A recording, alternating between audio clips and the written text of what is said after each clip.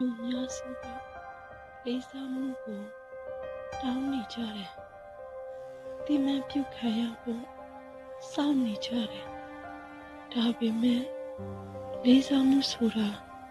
တောင်းလို့ရလာတာမဟုတ်ပါဘူး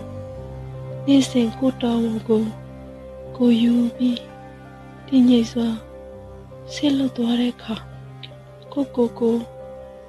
ချားသူတွေလိုမနိုင်ရှင်ပဲကိုတန်ဖိုးထားနိုင်လာတဲ့အခါလူတွေကမင်းကိုတတိမပြုတ်မိသလိုထင်ရပေမဲ့သူတို့ရဲ့စိတ်ထဲမှာတော့မင်းကိုစားပြီး